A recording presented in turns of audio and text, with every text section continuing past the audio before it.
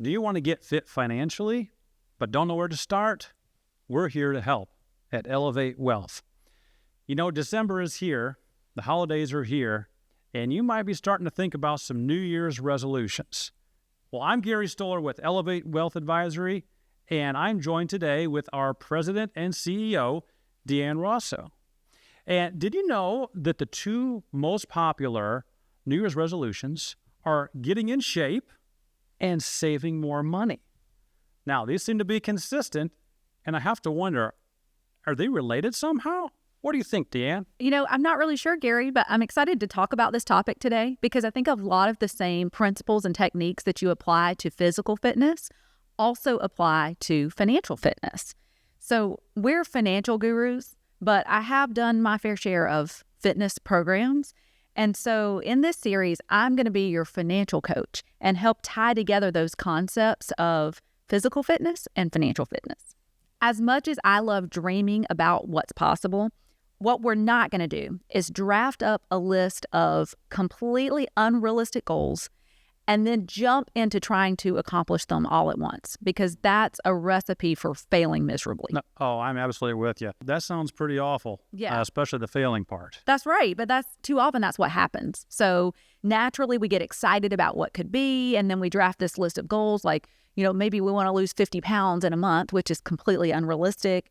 And then we try to jump into doing too many things at once to do that, like deciding we're going to exercise for 6 days a week when we haven't been exercising at all before that time frame.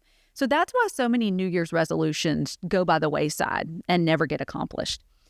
Instead, let's keep it simple. So I like to take a 3-step approach to drafting and accomplishing those resolutions. So first, let's identify what it is really that you want to change. In physical fitness, you might want to lose weight, or you might want to get stronger or leaner or have more energy. What is the most important thing? In financial fitness, those things could be reducing or eliminating debt, building up an emergency savings, or having a plan for college or retirement. Let's identify the one most important thing to focus on and write it down. Writing it down is really, really important. Next, step 2. Think about that one thing that you want to change and write down all the ways and all the things you could do to work on changing it. So, for example, if losing weight is the goal, you could eat better. You could drink more water. You could exercise. You could reduce your stress levels. If eliminating debt is your financial goal, you could create a budget. You could think of ways to spend less. You could draft a plan to consolidate your debt and lower payments. Take those activities and write them down. Write all those things that you could possibly do to meet that goal, and then rank them in order. What's the first thing that you want to focus on? And then write all those things down in order so you don't try to jump into doing them all at once. So it sounds like you're really prioritizing the most important and making this small, achievable steps. This is just fantastic. Thank you very much for that. Anything else? Go ahead. Yeah, the last thing here is you want to tackle one thing at a time, like you said. So step 1 would be identifying one thing you want to change. Step 2 would be what are the activities that you could do to achieve that goal. Step 3 is, like you said, one thing at a time. Take the first thing and work on it. So, for example, maybe if in your goal of losing weight, drinking more water is one easy step that you could take in order to help you meet that goal. So start with that. And then in a few weeks, when you've built a habit of drinking water, then you can move to the next activity on your list.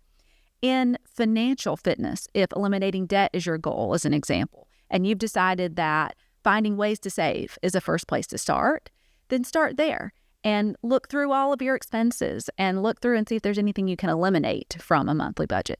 But start somewhere small. Small steps make a big difference, and write them down. Thank you so much, Deanne. Anything else you'd like to add? These things sound so easy to do in practice, but really they're way easier when you have a coach. And so if you need a coach for financial fitness, that's what we're here to do. We're here to help. If you're tuning in today and you want a little help, you want a coach for your own financial fitness for 2025, just connect with us. You can go to elevate-wealth.com and just click on Let's Talk. Until next time.